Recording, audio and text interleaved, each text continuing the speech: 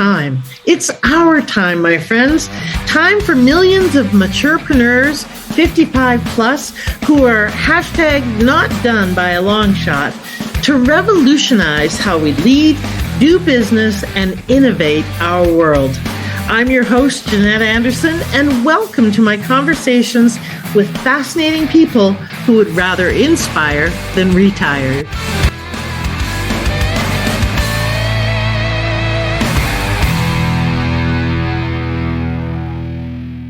Hello, everyone, and welcome to this episode of the Maturepreneur podcast.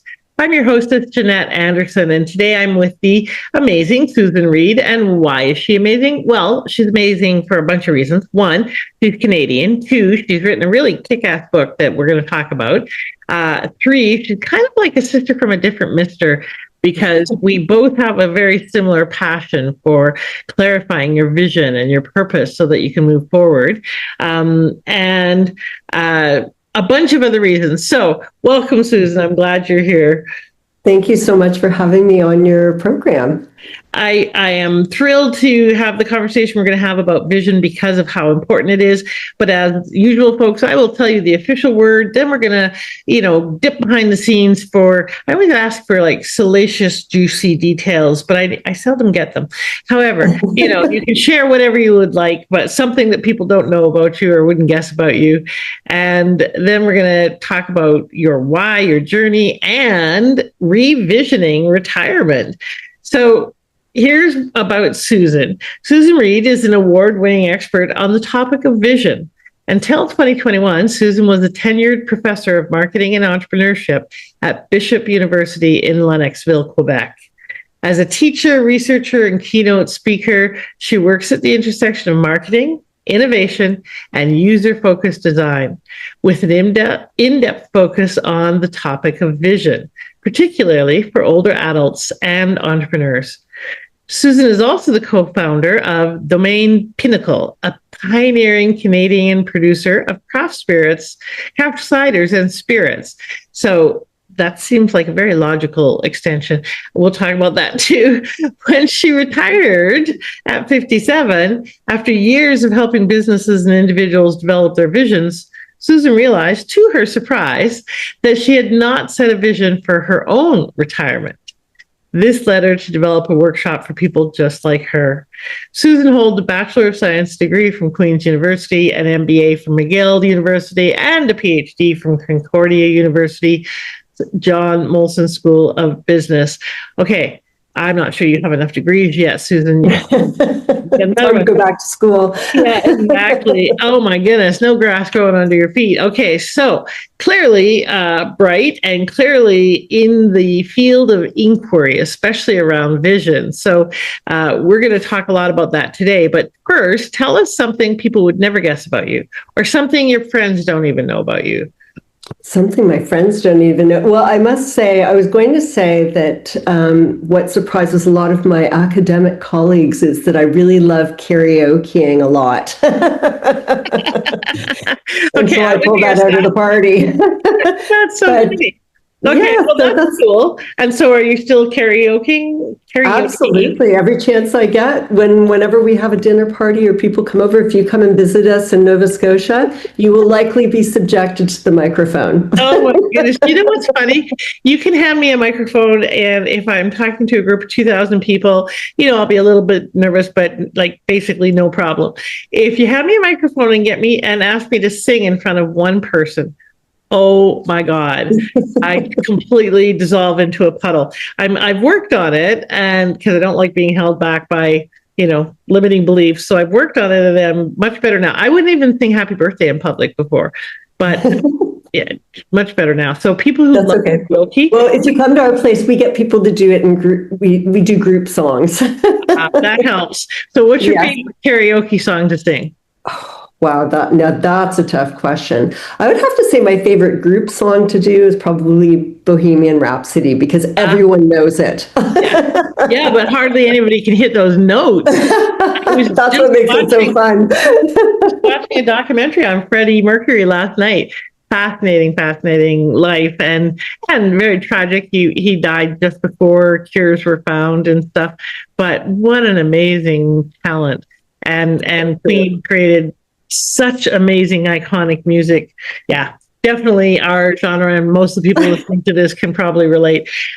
So one of my favorites, especially as a group song, because I'm too shy to do it on my own, is Born to Be Wild. That's one of my favorites. But it's also, it's a little challenging because it's very low and rocky. And anyway, okay, so let's talk about your journey and what your why is. Why do you care so much about vision? Why is that such a big thing that you'd, study it and go to school for it and write a book on it? And why? And why the why? Yeah. So, yeah, well, it's funny, Jeanette. Honestly, I started off as a physical scientist. I started by doing my undergrad degree in biology. My dad was a physics teacher. He said, Susie, the world is going to be about science and women in science. You gotta be there. So I was like, okay, I'll belly up to that bar. Let's give that a whirl. And as much as I loved biology and ended up working in a lab right after I graduated, I'd moved to Montreal to do my MBA at McGill, because I think I had this sort of rattling around in the back of my brain that, social sciences were of interest, and it would be good to have some sort of footing in terms of the financial world and, marketing and that kind of thing. So I decided to do that at night while I was still working full time in this lab. And I very quickly realized that the Petri, dish was not the place for me.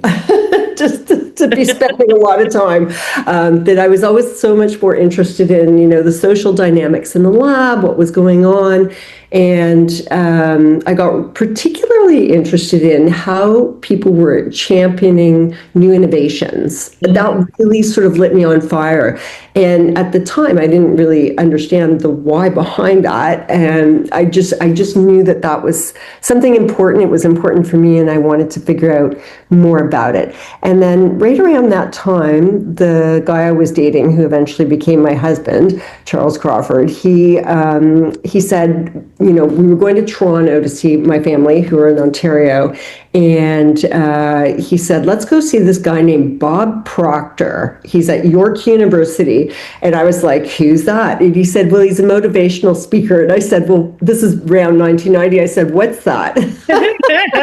I don't think I knew what it was. It wasn't as big of a thing back then, and people didn't use that kind of lingo and language around it then either. So I was like, sure, I'm kind of experimental. I'll go listen to anyone and hear what they have to say. So let's go. So he came out on stage, and at that time he was probably around 60. And I'll never forget, because he had a yo-yo and he was doing all these tricks, like, remember around the world and the cradle and walking the dog and all that stuff. And I was like, oh, this guy's amazing. Like, and he had this, if I'm remembering this correctly, he had like a little kind of like 50s kind of bomber jacket on that had like a yo-yo on the back of it. And he explained very succinctly that the reason he became so good at doing all these yo-yo tricks was way back when, I guess he was in his late teens or something like that, he had really wanted to win this competition jacket because he'd seen somebody who, I guess he'd seen the jacket, somebody else had won, and he was like, I want that jacket. And that was his vision, was the jacket. And then he realized, okay, I got to figure out how to use a yo-yo, how to learn the tricks, how to, who are some teachers who I can learn from. So he made the plan only once he, had this vision. And it really came to him, I guess, fairly quickly as well, from what I understand. And so I remember I was just mesmerized by this guy, by this talk. And I got back to McGill and I went and saw one of my favorite marketing teachers. And I was like, oh, so, can you tell me more about vision? What is it? Like, how do people learn it? Like, can I learn it? Can anybody learn it? Is it something that, is it a skill, or are you just born with it? Like, I had all these questions that I really wanted to figure out. And so she said, well, why don't you, do a PhD on that topic? And I was like, that's a great idea. And so, therein started my 9-year PhD. Wow. Wow. Thereafter. It took a while because, I basically, my husband then became my husband. We started a business together while I also was finishing my PhD, had kids, and started teaching too. And so it took 9 years. But anyway, I finally finished this PhD on the topic of vision. And I quickly realized that vision was really critical for people, like anyone, to learn, to help them transition through life's changes, whether it be challenges that come your way or opportunities. And we always have both coming at us all the time. But vision is something that helps us to sort of deal with uncertainty in our futures. And I realized that, empowering other people, I guess, with this knowledge was possibly the best thing that I could do while I'm here on this planet. And that became, the why behind everything that I've done since then was really driven by that. And so what is it about empowering people with vision that it does for them? What is kind of the end result that you're so excited about? I think, if we take it to just as one example, if we look at maturepreneurs and, maybe a lot of people who are retiring or semi-retiring, because that's actually the statistics show that 58% of people who retire from their main work-life career actually continue working part-time, many full-time, but in other things, in other capacities, and so on. And I think if, the idea that we're not done yet, because so many people feel, that they want to contribute, they want to keep contributing once they retire, but they don't, they feel stuck as to how to do that. And vision helps overcome that hurdle to a certain extent. It helps you bet on the potential gains with moving forward and what you're looking forward to moving forward to, and not putting so much weight on the losses. So, Amos Tversky and Daniel Kahneman's work probably on the topic of prospect theory, which says that it's a decision-making fallacy, actually, which says that human nature is such that we tend to put more weight on the potential of a loss than on the potential of a gain from any outcome, whether it be a challenge or an opportunity. And so, but what vision helps you do is kind of stack the deck a little bit in terms of the favor of the gain that you will get with going after that vision. And it helps us overcome our fear with going after whatever that opportunity might be, or dealing with that challenge, whatever it may be. And having that vision is it's like a grounding rod that helps us to really sort of just sit back, take a breath and go, okay, I know where I want to head with this. I may not have all of the tools right now. I may not have all the people in my network right now. I may not have the money I need right now, but I know where I want to move. I want to know what I want to move towards. Because a lot of people also, when they retire, it's like, they sometimes dwell a lot on what they've left, but having the vision helps you dwell on what you're moving towards instead.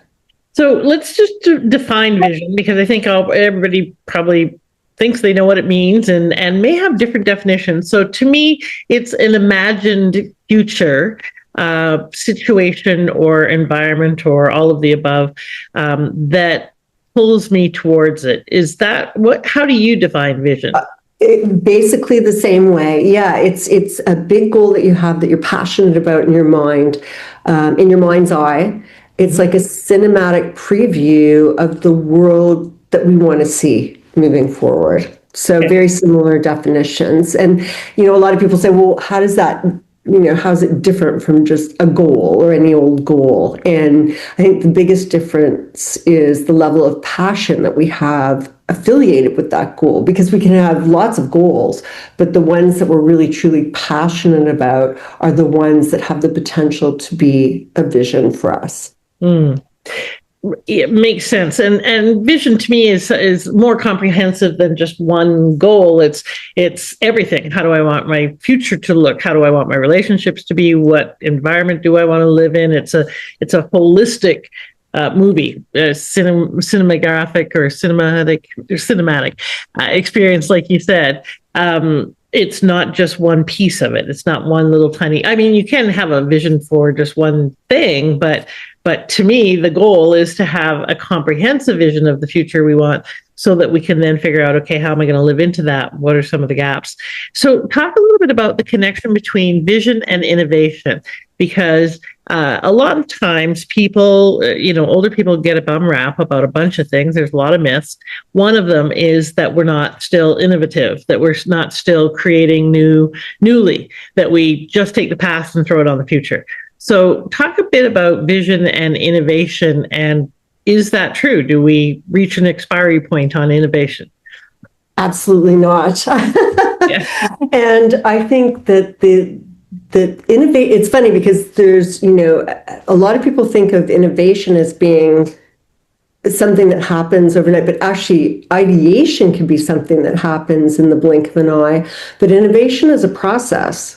And that, I think, is an important level of understanding. I remember I wrote this big paper back when in one of the courses I did for my PhD on exactly that topic. And I think that that is the important understanding of innovation. Is it's not just about the ideation as part of it, but it's really a process, and it's a process that has multiple levels. It's a social process, it's an economic process, and a technological process sometimes. And I think that the most important level of understanding is the social process that we go through to bring about an idea that we have to fruition. And I think that all good entrepreneurship, really, for me, starts with a personal vision, where someone has something they're aspiring to for themselves. They have an idea for an aspiration that they want to see become something real in this world. And then they, once they bring it to others, when they, bring it out to the world and unroll this thing, they find people who have similar aspirational values that they're looking for. And that's the key is finding a value proposition you want to enact for yourself as part of your aspiration, then finding others who that's important for as well. So it's really a social process, innovation. And I think that, as long as we're not living in a vacuum and we have that capacity to interact with others, then we have that capacity to bring meaning and value to others through our ideas, and then through the social process of innovation. And anyone can, I believe anyone has the capacity to do that. So I'm curious about the social component of innovation, because I think a lot of people think of innovators and visionaries, which they might lump together, as people who are off in a basement by themselves. That Steve Jobs got an inspiration. Yes, he was in his garage, and yes, he might have had another person with him at times, but we kind of envision them as being lone wolves quite often, innovators and so on. Why do you say it's a social process? Yeah, so it's funny. I actually, in this textbook I wrote called Entrepreneurial Vision, I actually co-authored it with my husband. It's a tome. It's not just a textbook. It is a tome. It is. I will admit to that. Book, let me tell you, y'all. Yeah. Anything you ever wanted to know about entrepreneurship is in that book, I swear. Well, thank you. I take that as a compliment.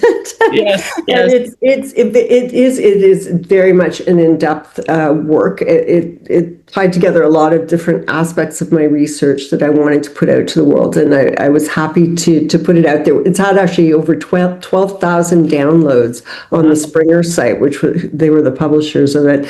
But it's I think the important thing about the social process, I think I have a chapter called something like entrepreneurship is not about the lone wolf, or it's part of a section in a chapter.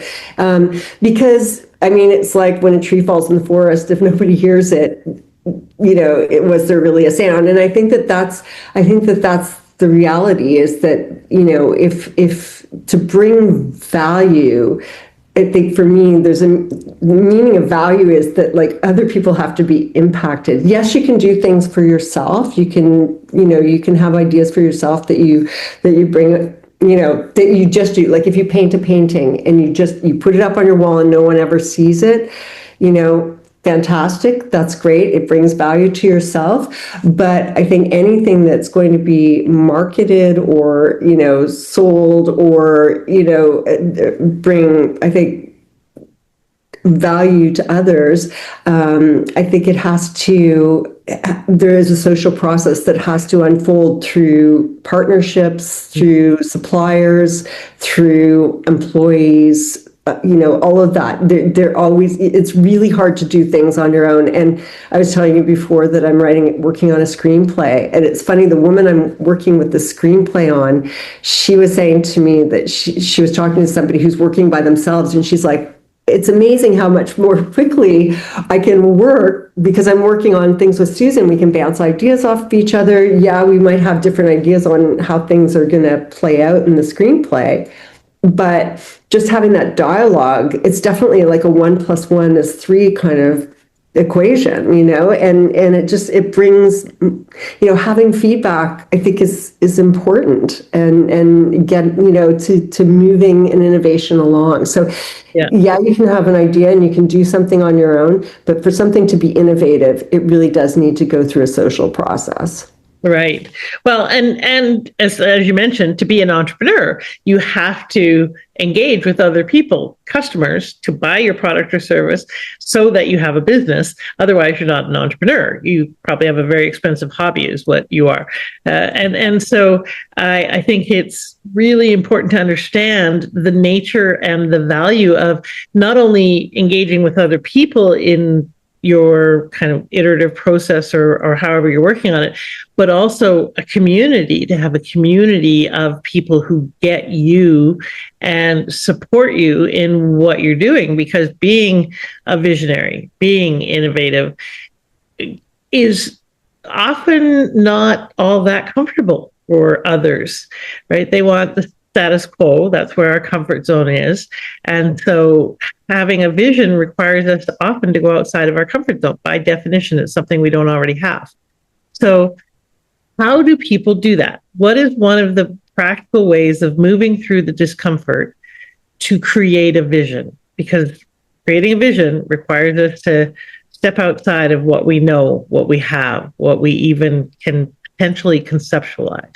So true. And so I think that, exactly what you were just talking about, this whole idea of having a network and actively creating a network early on in the visioning process. If you're thinking, I would like to do something and I'm maybe not sure what I want to do yet, or maybe I have an idea, but I don't know how to bring it to fruition. And I think that there are 3 types of networks, actually, and I have actually, it's a couple of chapters in my book on revisioning retirement that talks about this. There's sort of 3 types of networks that I would suggest that anyone who's thinking about either following a vision just for their own personal satisfaction, like we talked about, or doing something business-wise. I think that anyone should have these 3 networks. And one of them is having, in the case of my revisioning retirement book, I called it a retirement team. But when I work with entrepreneurs, I call it their personal board of directors. But they're both basically the same thing. And these are people who are in what I call your strong ties network. So there's the value of strong people in your strong ties network, and there's the value of people in your weak ties network. And both are important. Your strong ties network are people who you really trust, who you can run ideas by, and you're going to get valuable and real feedback from. So they may be family members, they may be very close friends, usually they're people that have known you for a long time. Sometimes it can be a teacher that's had a really big impact on you, who you really trust and can confide in. Sometimes it's, a spiritual leader that you have worked with, or who you happen to know and they know you. That kind of people, someone you banked with, people who can sort of speak to different aspects of, the type of information you need, but who the key thing is that you know them well, they know you fairly well, and you can trust them. And so that's one network and usually it's during the very early stages of looking at a new idea, that it's valuable to get their feedback to see whether they think that it resonates with, who you are as a person, your value, your current set of values, and maybe having that discussion about what you're aspiring to move towards and whether that makes sense to them given what they know about you. So I think that that's one really important type of network.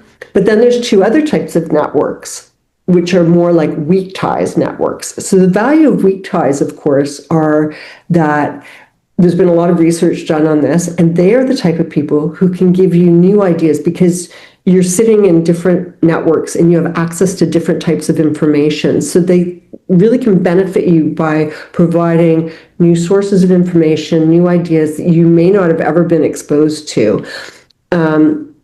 So one of those two types, one is experts, people who are experts in their fields. So it may be somebody who's a financial expert if you're looking at starting a business. It may be somebody who's a lawyer. If you need legal advice, it may be, someone who, like, I remember I used to run these things called the E-Labs, the entrepreneurship labs at the university I was working at Bishop's University in Quebec. And I had a student who had a really great idea for putting designs on snowboards.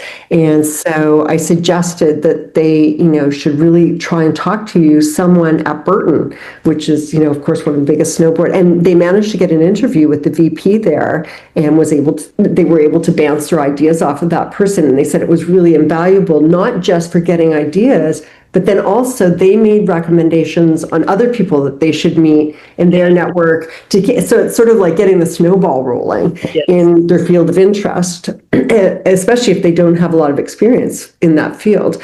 And then the third type is a collegial network. So these are people who you don't necessarily have strong ties with, but who are interested in the same kind of things that you're interested in. So when I started writing a screenplay, I didn't know anything. I had a great idea, but I had never, and I'm still learning the lingo. But I happened to meet someone at a dinner party who'd been taking all these courses in script writing and screenplay writing and editing.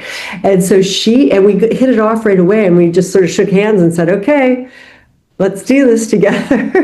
And so I'm learning a lot from her, both as she's a colleague and she's also an expert. And so she's sort of filling two roles in that zone. So it's really interesting, and it really can help sort of pick up the pace very quickly in terms of moving you in a certain direction once you start interacting with those people. Yeah, absolutely. Saves you lots of time and often money and beating your head against a wall trying to learn through experience versus using someone else's experiences, which is why I think it's a great idea to hire a coach or a consultant to help you with your business or any area of conscious incompetence, whatever you don't know, because you don't know what you don't know within that field, and that's where you've got people who can help you with those blind spots. Super important. Yes. So let's talk about what didn't take at 57 for your retirement. Why didn't that work for you? It's funny because I think it's important to realize that I think anyone who retires, there are always pull factors and push factors from any career that you're in. And, for some people, the push factors weigh more heavily. For other people, the pull factors weigh more heavily, but it's usually some kind of combination of them. And in my case, there were a lot of things going on at that particular time, including COVID, but I won't blame it on COVID. Mm-hmm. Although I remember I retired in 2021 and I had been on sabbatical the year before. And the year before that, when I in 2020, people were saying, you could be teaching the rest of your career online, no more in the classroom. And I was teaching like entrepreneurship and, like getting right in there with the students, doing ideation and all the various things in the e-labs. I loved it. And I thought, do I really want to be teaching online for the rest of my career? And so that was definitely a factor for me. And so that was kind of a push factor. But there were other pull factors too. I had spent 10 years, one of the last research grants I had, I was working actually with older adults, with seniors on a mobile device study. This was back in the day. So we were looking at how to make tablets and mobile phones and computers, the interfaces better for people 55 plus. And so I was working with a lot of engineers, and I was working on more the user design side of things, speaking with. So of course I was spending all this time in, retirement residences and talking to people about these issues. And of course we're talking about a lot of other things. So, I got to realize, I was starting to think, there's really, like, I think it was really like the light bulb went on. I was kind of like, there's a huge interest and need for people in these communities, people who want to do something entrepreneurial, like a lot of people. They don't necessarily know how to do it or move forward a hobby to the next level. So I was like, wow, there's really this need to understand vision and how to put it into play for a lot of people. Yeah. So that, like, it was burning in the back of my mind. And then there were a few things that happened. Caregiving was one. Another one was, COVID. And then, some other things too that were happening tangentially. And I just was like, I'm going to leave. And then, of course, I think I told you the story. I was 57, and so I didn't have a specific plan or a vision in place, although I did have some embers burning back there, some ideas. But we went to Europe, and that was my big vision, was to go to Europe for a month. Yeah. And then I had a bit of a panic attack the day before we came back because I didn't have a specific plan for what I was going to do or vision. And I think it was because I'd gone from basically 100 full out to 0 overnight, basically. And I didn't have a plan, and I was like, oh, what am I going to do? And then started my process, which actually was really also what lit the fire for me to do this book on revisioning retirement. Right.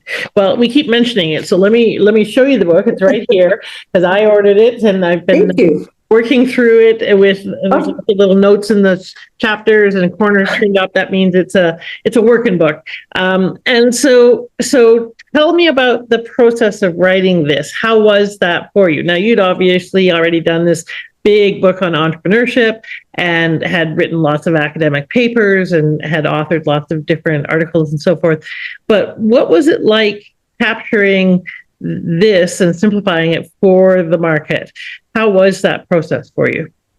So it was, it was fun. It did take me some time because I realized that I needed to do some research out of the gates. So I started doing interviews and focus groups, and then I started developing the material because there are 15 exercises in the book, as you've seen. And so I needed to test drive the exercises with people. So I did several, like some beta focus groups and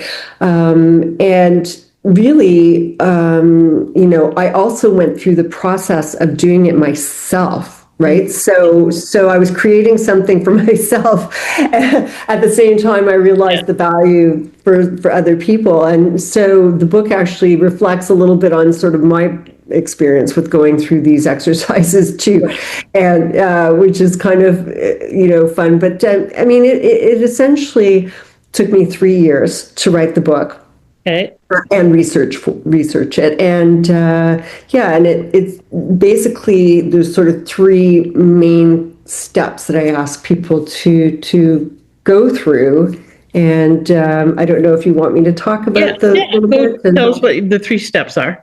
Yeah. So these would be kind of, if I was going to give tips to people on, how to kind of move forward too with revisioning, not just for retirement, but for any transitional period during life, life's major challenges and opportunities that get thrown at you. You can use this process to take you through those. And so the first part of it really is a reflective period to sort of sit back. I definitely suggest journaling. That's how I started. I started journaling to sit back and understand better what my, where I was at now and where I've been. So really reflection on the past and what my values were, my core values that are always going to drive me. They're always going to be there.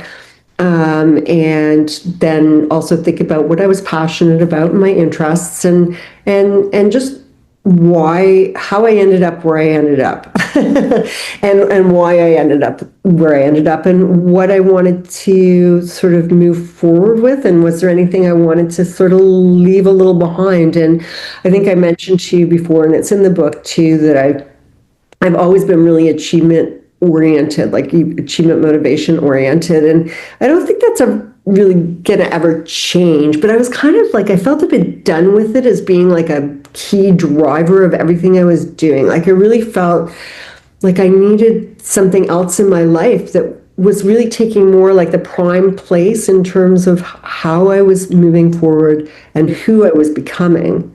Right. And so I realized too, because of that value driving everything in my life, that I was very much like do, Action Jackson oriented. And I wasn't really thinking so much about who I was becoming. And largely because like a lot of people, when you're working all the time, and I often had always had two jobs because we had our family business and I was a tenured professor. And so, when you're in that roll up your sleeves time of life, sometimes it's just hard to sit back and reflect. And I finally, for the first time in a long time, had the time to do that. So it was really, I thought, I'm going to really do this as well as I can. Yeah. And so I thought, what is it? Who is it that I want to become? Like, what is not my doing vision for like the next 5 years, but what's my being vision? Like, who do I want to be? Who does Susan Reid want to be? Mm-hmm. And so that led me to sort of the second part of the book and this exercises there, which are really about who you aspire to become. Mm-hmm. And so, very simply put too, I think we talked a little bit about this the last time we chatted, where it's funny because I found a lot of people, especially in my focus groups, really get hung up on the word purpose and what that means, and how, I do think that ultimately we all kind of have a similar purpose, which is to connect, and we talked about that too. And I think that. But how we come to that varies a lot by person. So with the aspirational side of things, I say, don't worry about having one thing, one big overriding umbrella. If you know what it is, great. But like a lot of people get really wigged out by that. So I'm like, just don't even worry about that. Pick one aspiration, anything that you feel is something related to who you want to become. Think of it as a warm-up lap, like just learn how to do the process of revisioning. And it gets easier, by the way, the more you do it too. Mm-hmm. I'm finding that now. It's like I can really, like now I see it, like I can really kind of, because I understand the process so clearly, it's like I know how to pick an aspiration and kind of move through things. So just pick one thing, and you want to aspire to who you're becoming and use it to learn the process. And then the third thing is to break whatever that aspiration is. For me, it was I wanted to come back to spirituality, to learn something about spirituality. And the best thing that you can do is to break that down into really small bite-sized pieces. So it's like your aspiration is like a being vision for where you want to move towards. And the 3 bite-sized pieces are like really short-term doing visions, things you can do over the next year to 3 years, something like that. Or even more quickly. And so just as an example, I decided, okay, I'm interested in Buddhism. And there's a whole story around why I got interested in that. And I was like, okay, I'm going to just I don't know anything. I can tell you, I still don't know a lot about Buddhism, but I'm working towards it. Mm-hmm. And I just picked 3 things, like principles of Buddhism to learn more about. Like really, like actually, it's not simple. It's not simple to do, but it was simple to start reading about it. Yes. And my publisher said, "So are you a Buddhist now?" And I go, "I'm an aspiring Buddhist, but it's a philosophy, right? It's like I think it's a forever learning thing." Yeah. And so I picked 3 things, and that's what I'm kind of part of what I'm invested in doing now. Okay, well, there's a lot in what you just said. So let me just kind of backtrack a bit on a few of these because I think they're really, really valuable and important points. So one is, people do get hung up on the word purpose. That's why I often call it your why you do what you do. I think it's a thread that runs throughout our entire life. It's not what we do, it's why we do this thing, at this stage, or why we did that thing at that stage or that thing at that stage. It's a theme that runs through our life and often is related to, like you mentioned, core connections and that deeper purpose. So, to matter, to make a difference, to be enough. There's various versions of the end of that thread for us. For me, my why is I want you to get that you matter and live like you do. And why is that so important to me? Because I always wanted to matter. I wanted to get on the list, never mind the top list. I just want to get on the damn list and live like you do, because it's not just about gazing at our belly buttons. It's about actually being and doing and having that experience of mattering. So we need to live into that in order to create those connections. So I think that it's really whatever you call it, whether you call it purpose or mission or why or whatever it is, it's really fundamentally important to figure out what that is for you. And we agree, once you're clear on that and your vision, then you can start to get into the implementation, the practicalities of that. And I love that you mentioned Be Do Have. I was a facilitator of personal growth workshops and still do at times for the better part of 4 decades. And in that genre, in that world, the primary focus is Be Do Have. Because like you mentioned, we live in a very do-do world. There's a lot of do-do. and or have, as in you're encouraged to have. You should have the nice house and the nice car and the this and the that. And that defines us and our value. I once asked Nido Cobain, a brilliant speaker, the difference between an educational speech and a transformational speech. And I think it really fits here. He said, if it's educational, I need to figure out what they need to do. If it's transformational, I need to figure out who they need to be in order to do that. So what we're talking about here is transformation, that in this life transition, in the figuring out your next chapter, it's really a transformational journey. So the fundamental question, the really important one to make sure we're answering it is, who do you need to be to take these next steps? Do you need to be braver than you normally are? Do you need to be in connection? Do you need to be someone who is unstoppable and committed? Who do you need to be in order to take those actions, in order to have those results? And that's a very important thing to call in support around, because if we're shifting or expanding really what it is, our being, that's again moving outside our comfort zone. If we were already being that, we would already be doing that or having that result. So important call in support. And then your 3 components that you mentioned, like I said, lots that you had in there that I want to unpack. One is view and reflect. What is it that you can pull forward from the past that is of value and that informs you a bit of who you have been and what might still be important to you? But then the next part is kind of that blank slate. What is the aspirational goal? Don't just take the past and throw it on the future, but what is that blank slate future that you want to live into? What is your vision for that? And then the third part of that is how do you get from here to there? What's your plan? How do you implement it? How do you get the support for it, the skills, the resources that you need? So it really is important to do all 3 of those steps. And that's outlined really well in your book and upcoming workshops. And we do very similar work in that regard. I have a workshop called The Clarity Compass, creating purpose and profit after 55, which is about those 3 components. Clarify your vision for your next chapter. what is your purpose now? Who are you now? What are you being now? And then how are you going to implement that in a way that you can monetize or profit yourself and other people from it in some way? What are some of the practical next steps? So I think the work that you're doing is super important. I'm a big believer that there's a huge pie. So I don't care if we're doing exactly the same work, we're going to be doing it for different people. And there's lots of people who need this work. So tell people a little bit more about how to connect with you and what you have coming up. So besides your screenplay.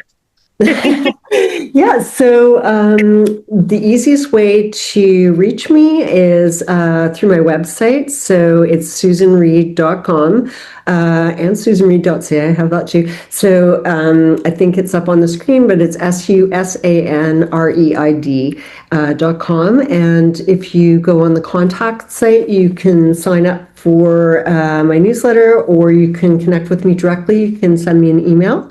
And there is in May, I'm looking at doing a vision masterclass, which will be a workshop for people that are interested in signing up for that. So you can get more information on my website related to that.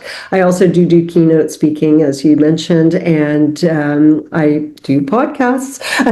And Jeanette was kind enough to invite me on Maturepreneur World. So thank you very much for inviting me on. I appreciate that. Yeah, thank you. You're welcome. And I think it's an important conversation to have about, we really need to pause and be intentional about our future at various points in our lives. Like when we're young, we do our navel gazing when we're teenagers and full of angst about what am I going to be in the world and what am I, going to do and so forth. And often around midlife, there's what they call a crisis. I call a coming back home and asking those questions again. And then now at this stage, which is moving into our next chapter, there's again a questioning of who am I now? What's important to me going forward? For some people, what do I want my legacy to be? For some, it's how do I survive the next 20 years when I have no money or not enough money to live for 20 or 30 years more?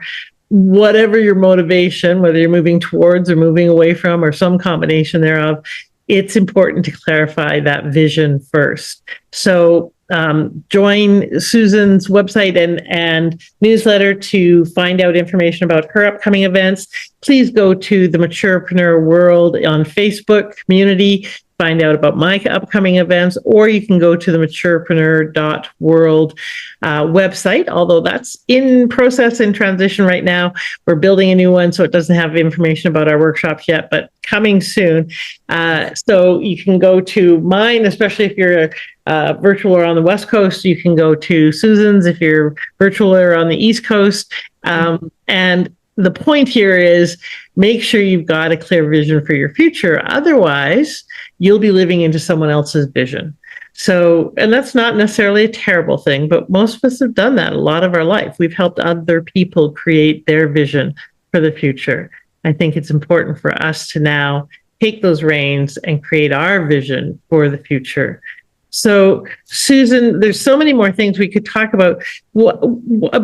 What's one or two practical steps that someone can take? So you mentioned those 3 phases. Where do they get started? What's one or two practical steps for creating a vision for the next chapter? Yeah, so I would suggest that, like I said in the first step, really important is to devote a little bit of time to journaling, and don't just do it once, do it over, a period of time so you can kind of, capture various insights. If you can do it before you retire, all the better if you're at that phase in your life, because then you can kind of start the visioning process a little bit earlier, which is definitely something I also recommend so that you don't end up like I did. Yeah. Kind of after the fact going, what do I do now? So now what? The more the more you can sort of play into it. Somebody was telling me about someone they knew who basically did sort of almost like beta tests for various ideas of what they were going to do when they retired before they retired, trying different things. And I thought that was actually a really cool idea. So Very smart. yeah, journaling is definitely a great plan. And what you sort of touched on this a little bit, and it just actually tweaked my memory, because I think it's great to. One of the things I have in the book is to think of your life like an onion, where you actually think about key periods in your life. So maybe, like you said, maybe it's when you're 18, and then again, if you had children, maybe it's, when you had your first child. Maybe it's when you turn 40, these sort of key periods, and everyone's different, right? So the timing is different, but maybe pick, 3 to 5 of these periods and really drill down and think about what were the challenges or opportunities at that point that made them significant for you. And did you have a vision, whether stated or unstated, at that time that importantly led you through, especially it's interesting, I think, to look at the challenge times to see that you coped, and what were your coping mechanisms that you used? Who did you rely on? Are they people that are still in your Strong Ties network? Where did you move? What were your reactions to those impetuses? Those things that happened. Those things that happened. Exactly. So I think by drilling down and really sort of examining, really pull it apart and think about things like that, it helps to understand what your strengths were in terms of dealing and coming up with a vision, and it doesn't necessarily mean that's how you're going to respond now or want to respond now, but it may offer some clues of your go-tos and where your comfort zones are and that kind of thing. So it's a good place to start. I agree. And I actually would add to that. I often have my clients do this, to think of a time when they made a good decision. What was going on, and we kind of reverse engineer how they made that good decision, because we don't do it consciously, we don't break it down. So it helps in the listening of another person to kind of work through, how did we make a good decision? What was that process for us? And then that way, once we know the process, we can do that again to make another good decision about whatever's next. Not the right decision, but just a good decision for us. And just as a quick aside, those of you who don't like writing, you can always download an Otter or some other kind of voice app on your phone and just talk to it. You can write out a series of questions that you answer. You can have someone else's listening. You can go on Zoom and record a video if that's easier for you. There's lots of different, you can put it into AI and have a conversation with AI. AI can be a really good coach too, or grab a good coach that can support you with that drill down process, because sometimes it's just on the end of our nose. We're too close to it. We can't quite see it. So we need someone who can kind of pull it back so we can look at it. But starting to write it down and then looking for themes, looking for if this was a person I didn't know, what would I learn from what they wrote down? So you get some objectivity on it as well. Is all great places to get started from, any and all of those that'll work for you, because the whole idea is to be effective. There's no one path to the future. There's the path that works for you and for me. So I really appreciate you being here. I appreciate you writing this book. I think it's very helpful. Go out and grab it, everybody, by Susan Reid, PhD, Revisioning Retirement. And I personally think retirement is a word that needs to be retired, because it's such a myth. It's not something that actually most people do nowadays. Like you mentioned, most people continue working because they have to or they choose to. And I think that the number is actually even higher of those who need to create income versus just the 58%, I think you said, that continue to work because they might not have enough income, or they want, like you said, to have lots of meaning. Meaning matters, especially at this stage. So call in support, read books, go to workshops, figure out how to do this in community, because as we started off with, and as Susan said very well, we cannot do this alone. This is not a single process. If you're innovating, it needs to be in connection. If you're visioning, it needs to be in connection and grounded in the playing of it out against the backdrop of others, in the listening of others, in the experience of being with others. So thank you so much for your wisdom and for all the work that you did to simplify so much so that this is really applicable and understandable. It's, there's what the challenge for smart people with lots of data and information is to make it understandable and accessible to people who don't have all of that background, all of that information. So you did a really great job of that with this book. Thank you. Making it very accessible and doable, which does matter. Okay, what's one thing? Oh, you mentioned that you have a chapter that people can go and download. How do they get that? Yes, so it's actually from the entrepreneurial vision textbook that I wrote. Okay. It's on my website, so susanreid.com. If you go to the book section, both of my books are there, and it just says sample chapter. And if you double click on that, you'll be able to have access to. And I think it's a really good chapter to get your feet wet if you're thinking of taking your vision and doing something entrepreneurial with it. It's about defining your value proposition for what it is that you want to effectuate through your entrepreneurial practice, and how to do that through a blueprinting technique where you actually sort of draw out what your service or product, what the people who will be involved, and it shows you how to blueprint the process behind what it is that you want to do. Awesome. That's brilliant. I'm going to go get that as well, because it sounds like it could be a great tool to use with clients as well. So thank you for that. So go to susanreid.com or .ca, REID, correct? Yes. Yes. And grab that complimentary chapter. But more importantly, as you know, I always advocate it's not about getting the stuff, it's about doing the stuff. So yes, we want to focus on being, but the being we want to focus on is being a completionist and doing the exercises so you get the clarity. So be a completionist. All right. So thank you so much for being here, Susan.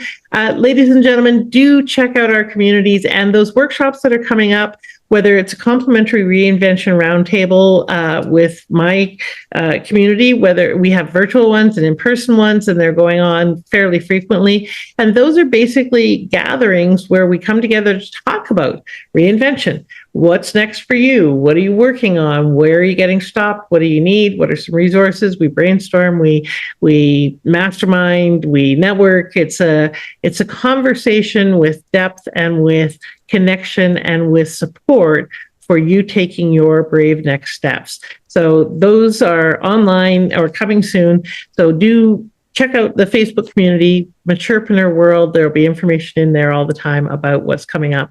And in May, check out Susan's workshops as well. In a container that is safe and facilitated is often the best and fastest way to get clear for you so that you can take your next steps. So stay in Susan's world too, so that you can have that support. So Susan, what's one last piece of advice you'd like to leave people with about really getting going on all of this? Because sometimes, we know we need to do it and we go, yeah, I'll get to that. And we act like we have all the time in the world, which frankly, we don't. So what's a piece of advice you'd like to leave everyone with?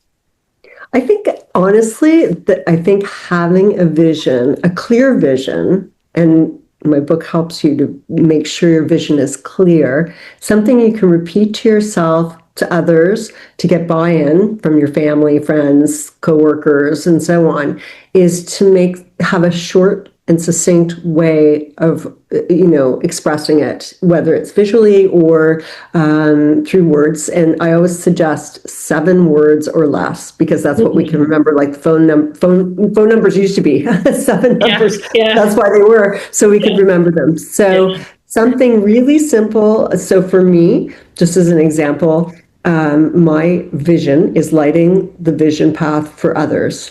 So 6 words, I think. So it's so I can repeat it to myself, and knowing it and the clarity that I get from knowing that and remembering it helps light a fire under me every day that, and I'm thinking about how can I bring this to being all the time.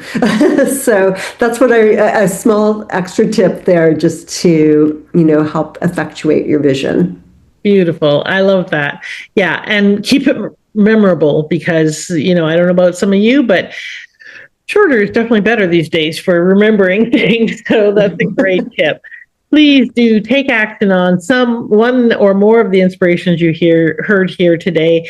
Ahas are great, but action is even better. So please do implement that.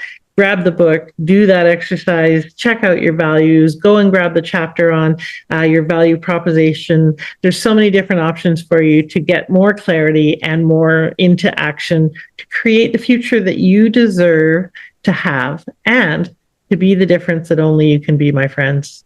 Thank you so much for being here. Please do subscribe and share this episode so others can be the difference that only they can be.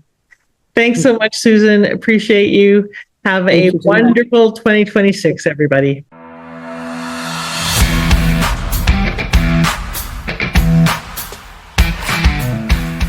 Thank you for listening. I'd love it if you left a comment and subscribed. And I encourage you to apply one aha from this interview right away so you can turn your wisdom into wealth and your contribution into positive change. Bye for now.